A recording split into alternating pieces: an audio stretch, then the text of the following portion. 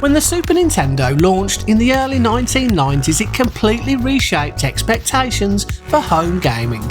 It didn't simply play games, it created worlds that felt richer, deeper and more alive than anything many players had experienced before. But beneath its iconic grey shell lay one of the biggest engineering contradictions of the 16-bit era. Its greatest rival, the Sega Mega Drive, relied on a fast 7.67 MHz CPU. Nintendo took a very different approach. Instead of chasing raw CPU speed, it built the Super Nintendo around the much slower Rico 5822 CPU running at just 3.58 MHz. Rather than brute force, the secret weapon wasn't raw horsepower, it was specialised architecture. Nintendo backed the slow processor with custom dedicated co-processors. The console could display hundreds of colours on screen from a master palette of more than 32,000, supported hardware transparency and colour blending as standard, and also introduced the revolutionary Mode 7 graphics mode, allowing a background layer to rotate and scale in real time to simulate impressive 3D perspectives. As the console grew older and its hardware began to show its age, developers refused to accept its limitations. They fought back with ingenious programming techniques and eventually by embedding specialised co-processors directly inside game cartridges. Chips such as the Super FX, SA1 and S-DD1 provided extra processing power or real-time data compression, enabling games that would have been impossible on the standard hardware alone. From extraordinary programming wizardry to cartridges that effectively expanded the console itself, these are my 18 Super Nintendo games that push the hardware to its absolute limits.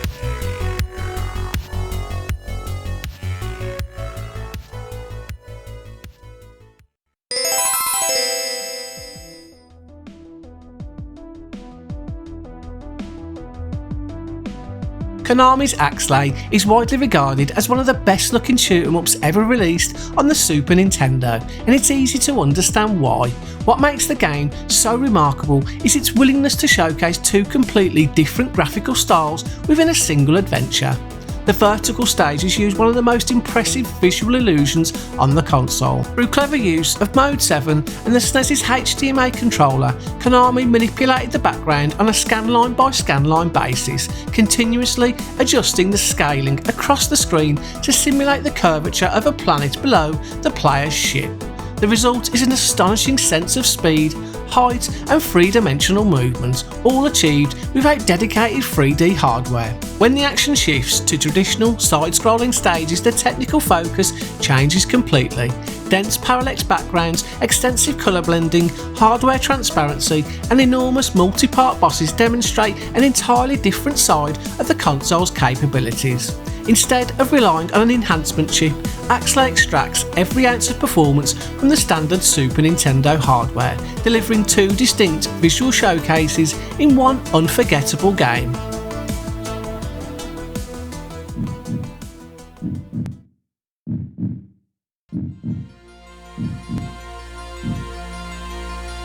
Not every technical achievement requires explosions, massive sprites or polygon effects. Sometimes beauty itself is the achievement. Released near the end of the Super Nintendo's lifespan, Terranigma demonstrates just how refined developers had become after years of working with the hardware. Every environment feels carefully crafted. Lush forests, snowy mountains and bustling towns are built using rich colour gradients, detailed tile artwork and subtle animation that constantly brings the world to life. Water sparkles, flowers move gently and background elements scroll independently to create a convincing sense of scale.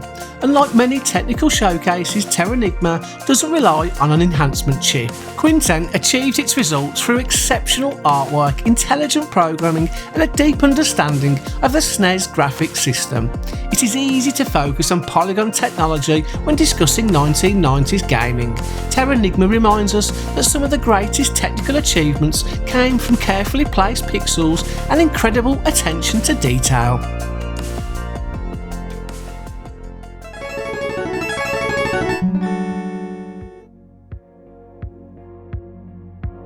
By 1994, Street Fighter II had already conquered arcades and living rooms around the globe. So how do you improve one of the most successful fighting games ever made?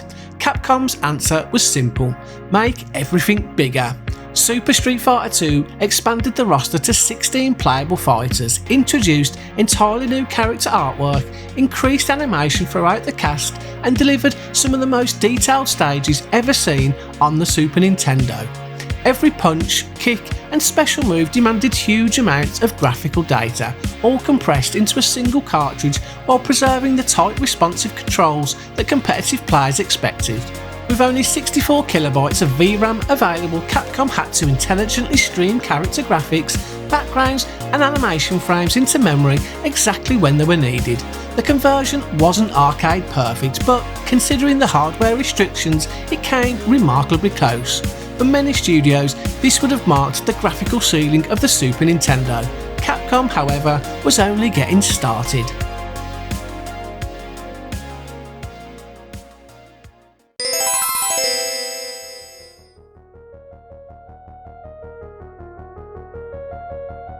Most run and gun games ask one simple question: can you survive? Metal Warriors asks something far more interesting: would you like to steal the enemy's robot while you're fighting them? The ability to eject from your mech, hijack another machine, and continue the battle sounds straightforward today. In 1995, it was extraordinary. Each mechanical suit features large, detailed sprites with fluid animation, while destructible scenery, smoke effects, and flying debris constantly compete for the Super Nintendo's limited resources. The developers had to carefully manage sprite priorities, memory usage, and processing power to keep the action responsive during the most chaotic firefights. The challenge becomes even greater when playing the game's versus mode, where multiple large mech sprites must be handled simultaneously. Metal Warriors wasn't simply trying to show what the Snes could do, it was testing how far the hardware could be pushed before reaching its limits.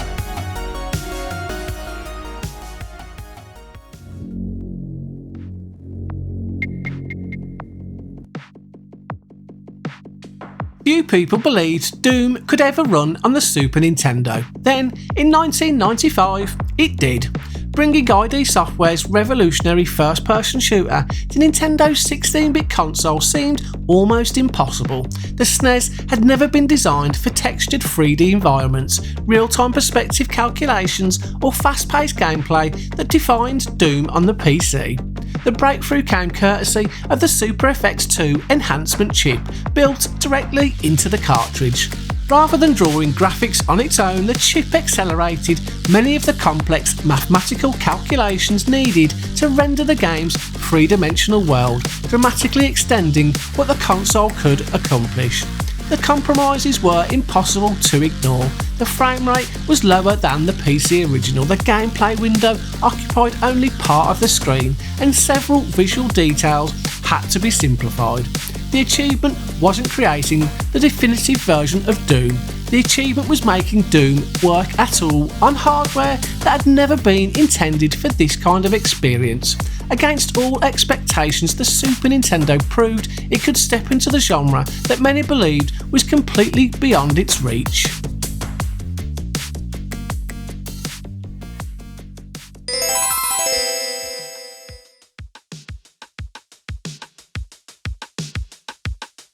Arcade conversions almost always involved compromise. Sprites became smaller, animation was reduced, content disappeared. Players simply accepted those sacrifices as the price of bringing coin-op experiences home. Turtles in Time refused to follow that formula. Konami delivered an astonishingly faithful adaptation, preserving the oversized character sprites, vibrant colour palette, and fast-paced action that made the arcade original so popular. The stages deserve just as much praise. Multi-layered parallax backgrounds create an impressive sense of depth, while animated details such as flashing neon signs, moving machinery, and constantly changing scenery make every level feel dynamic. Explosions and special attacks fill the screen with visual effects, yet performance remains impressively smooth even during the busiest fights. Then there's the unforgettable confrontation with Super Shredder, where the Super Nintendo's Mode 7 hardware creates one of the console's most memorable visual moments by launching foot soldiers directly towards the player. Most arcade conversions aimed to recreate the experience. Konami wanted players to believe they were standing in front of the original machine.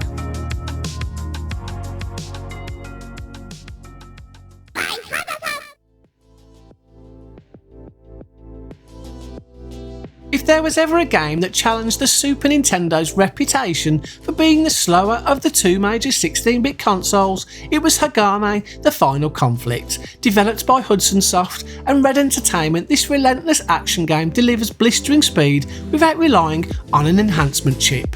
The Super Nintendo's Rico processor is often criticised for its modest clock speed, particularly when compared with the Sega Mega Drive's Motorola 68000. Hagane demonstrates just how much performance expert programmers could extract from Nintendo's hardware through highly optimised assembly code and efficient game design. The player can chain rapid attacks, acrobatic movements and weapon changes while the screen fills with enemies, explosions and visual effects, all with remarkably little slowdown. Its visual presentation is equally impressive. Multiple scrolling background layers, hardware transparency and striking cyberpunk artwork combine to create an oppressive futuristic world filled with depth and movement. By keeping collision detection, enemy behaviour and memory usage exceptionally efficient, the developers maintained an arcade-like pace that many believe the stock Snes simply couldn't achieve.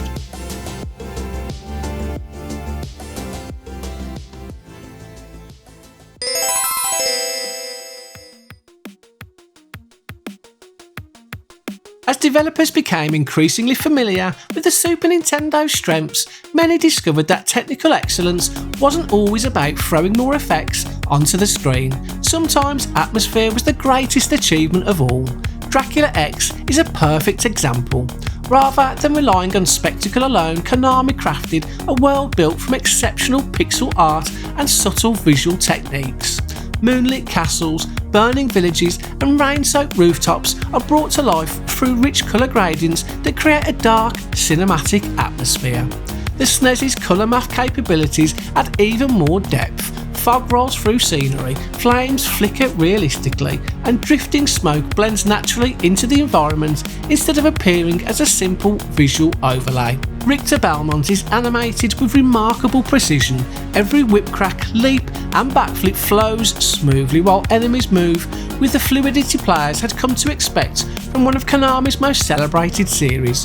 Dracula X proves that technical ambition isn't always measured by flashy hardware tricks. Sometimes it's about using every feature of the machine to create an unforgettable atmosphere.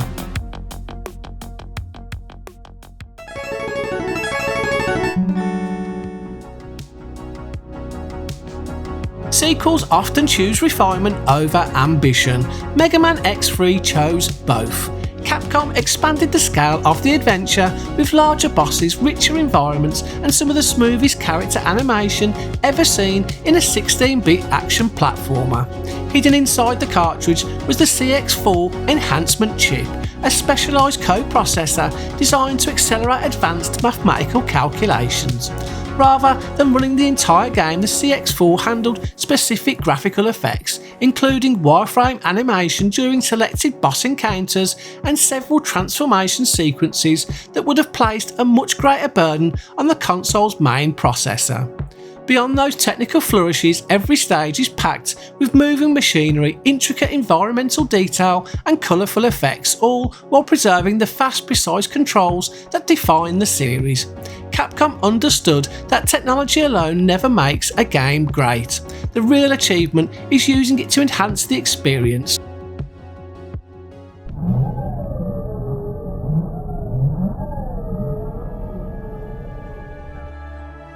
By 1994, Square had spent years refining its craft on the Super Nintendo. Final Fantasy VI was the culmination of that experience. While many role-playing games of the era concentrated primarily on gameplay systems, Final Fantasy VI felt cinematic long before that became an industry buzzword. Every town, dungeon and battlefield is brought to life through beautifully crafted pixel art, making full use of the SNES's extensive colour palette to create locations that remain striking even today. Its presentation is where the game truly excels. Characters convey genuine emotion through expressive animation, while unforgettable moments, the Phantom Train, the destruction of the world and the famous opera sequence are staged with a level of direction rarely seen in 16-bit gaming. Square also made superb use of layered backgrounds, colour blending and visual effects to build atmosphere throughout the adventure. Rather than exposing the console's limitations, Final Fantasy VI turns them into strengths, delivering one of the most accomplished visual storytelling experiences of its generation.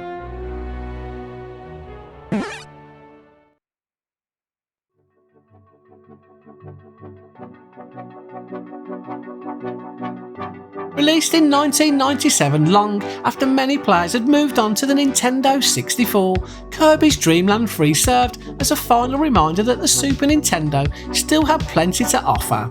Instead of chasing realism, HAL Laboratory embraced an unforgettable hand-drawn aesthetic. Soft pastel colours, crayon-inspired artwork and wonderfully expressive animation give every stage the appearance of an interactive children's storybook. Beneath that charming presentation, however, lies some remarkably sophisticated programming. Large sprites, multiple scrolling background layers, transparency effects and countless animated objects frequently share the screen while performance remains consistently smooth. HAL also exploited the SNES's colour capabilities to create a warm, painterly look, unlike almost anything else on the console. Each new stage introduces fresh artistic ideas, demonstrating that technical achievement isn't always measured by adding more processing power. Sometimes it's about using familiar hardware in entirely unexpected ways. Even at the very end of the console's life, Kirby's Dream Land 3 showed that the Super Nintendo could still surprise anyone.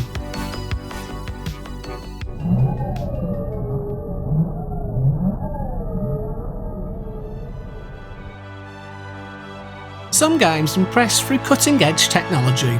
Chrono Trigger achieves the same results through extraordinary craftsmanship. Created by Square's legendary Dream Team, the game features some of the finest pixel art produced during the entire 16-bit era. Every time period has its own unmistakable identity.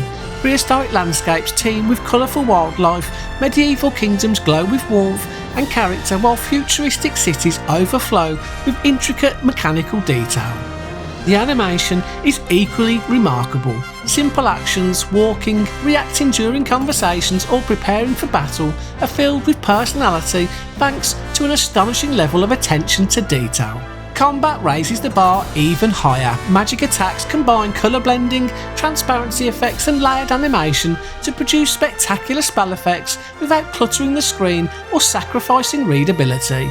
Unlike several late generation technical showcases, Chrono Trigger doesn't rely on enhancement chips or additional hardware. Instead, it demonstrates what can happen when gifted artists and programmers completely master the machine they're working with.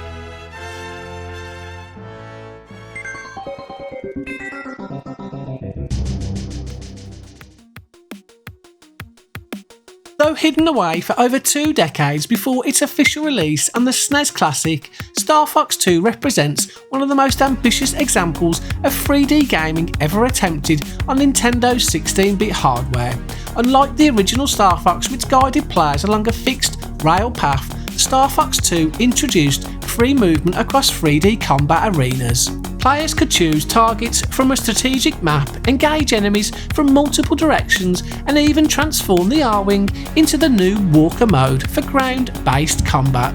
To achieve this, Nintendo and Argonaut pushed the enhanced Super FX2 chip to its limits. Running at around 21 MHz, the processor handled polygon calculations, object scaling, rotation, and the increased number of 3D elements required for the game's dynamic battles. Through highly optimised assembly code and clever hardware techniques, StarFox 2 demonstrated that the SNES could deliver a surprisingly advanced 3D experience years before polygon-heavy gaming became standard on 32-bit consoles.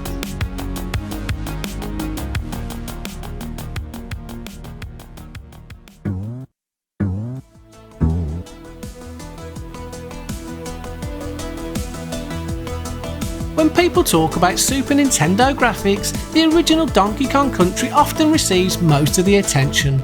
Ironically, its sequel may represent the greatest technical achievement. Released in 1996, Donkey Kong Country 3 represents everything Rare had learned after years of mastering Nintendo's hardware. The studio once again used Silicon Graphics workstations to create detailed 3D models before converting them into highly detailed sprites suitable for the Super Nintendo. But this time, almost every aspect of the presentation had evolved. The environments are richer and more varied, featuring shimmering rivers, dense forests, snowy mountains, and beautifully designed industrial areas packed with animation and environmental detail. The water effects remain among the most impressive on the console, while carefully constructed parallax scrolling creates convincing depth throughout the adventure. Perhaps most impressive of all is that Rare achieved this without any enhancement chip. Instead, the team relied on custom development tools, advanced graphics compression, efficient asset management, and meticulous memory optimization to fit enormous amounts of visual information into the cartridge. By the end of the Super Nintendo's lifespan, developers had stopped asking what the hardware could do. They were asking how much further they could push it. Donkey Kong Country 3 answered that question better than almost any other game.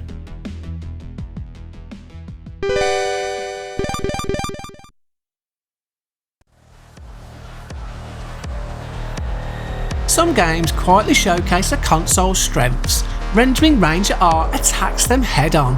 Created by Manfred Trenz, the legendary programmer behind the Turrican series, this late generation release remains one of the most astonishing technical accomplishments on the Super Nintendo. The run and gun stages bombard the player with gigantic bosses, relentless enemy waves, screen-filling explosions and countless projectiles, all while maintaining remarkably smooth performance. Then, almost without warning, the game transforms into a high-speed, side-scrolling shooter.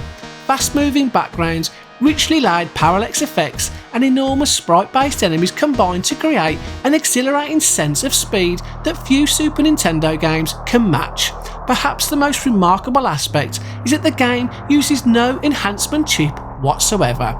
Everything you see is achieved using the standard Super Nintendo hardware, supported only by exceptional programming, meticulous memory management, and a profound understanding of the console's architecture. Rendering Ranger R2 is proof that in the right hands, the original SNES hardware still had untapped potential long after many believed its limits had been reached.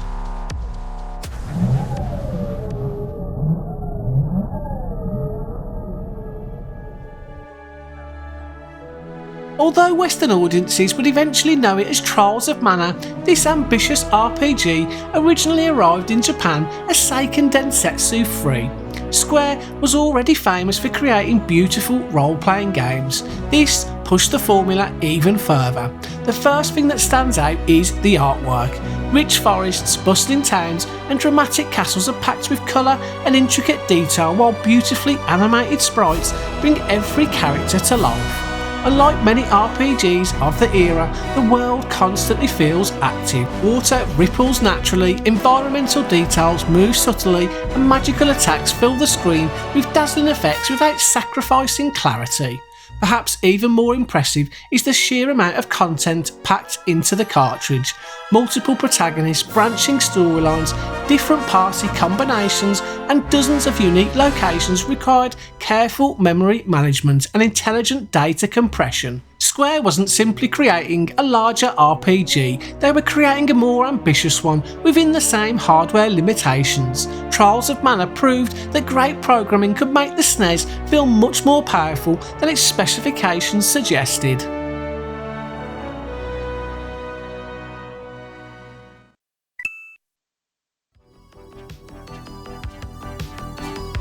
By 1995, many players believed the Super Nintendo had already revealed everything it was capable of. Nintendo quietly proved them wrong. Super Mario World 2 Yoshi's Island wasn't just one of the best looking games on the system, it was one of the most technically creative. Its hand-drawn, crayon-inspired art style gives every level the appearance of a living children's book, but beneath the charming presentation lies some impressive engineering. The Super Effects 2 chip allowed developers to create advanced effects involving sprite scaling, rotation, distortion and polygon calculations that were rarely seen on 16-bit hardware. Boss battles became spectacular showcases of these abilities. Enemies could expand to enormous sizes, transform dramatically and fill large portions of the screen while maintaining smooth animation and colourful detail. Every level introduced another clear visual idea, rotating platforms, layered environments, changing perspectives and unusual graphical effects constantly reminded players they were experiencing something beyond a typical SNES game. Yoshi's Island didn't try to imitate the future, it created its own, and that imagination is exactly why it remains visually impressive decades later.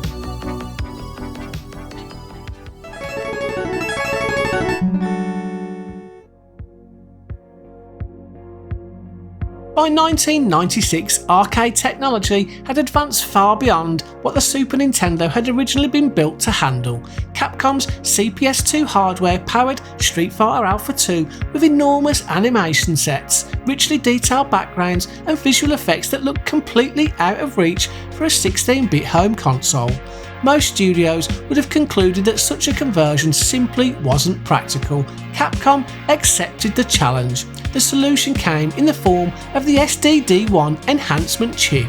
Rather than increasing the console's processing power, the SDD1 specialised in real-time graphics decompression, allowing vast amounts of compressed artwork to be stored on the cartridge before being expanded instantly as the game accessed it. Without that technology, fitting Street Fighter Alpha 2 onto a Super Nintendo cartridge would have been dramatically more difficult.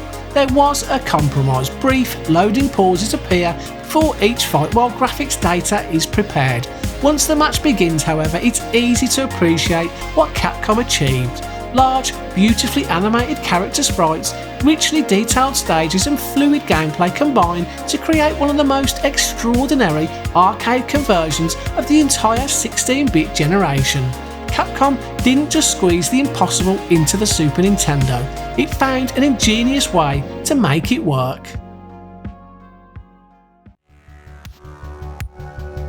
Looking back today, it's easy to forget just how extraordinary these games really were. The Super Nintendo wasn't the fastest console of its generation, it wasn't the newest, and by the mid-90s it certainly wasn't the most powerful machine on the market. Yet through brilliant engineering, artistic vision and years of hard-earned experience, developers transformed Nintendo's 16-bit machine into one of the greatest showcases of pixel art and technical creativity the gaming industry has ever seen. More than 3 decades later, these achievements continue to impress, not because they relied on brute force hardware, but because they were driven by imagination, ingenuity and an extraordinary understanding of the machine.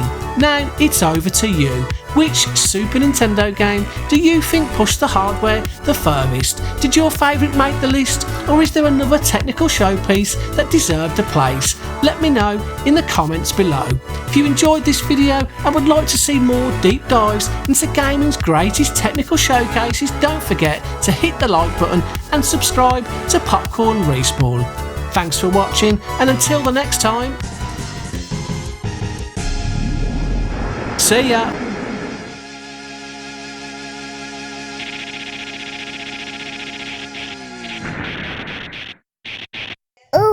Videos and I am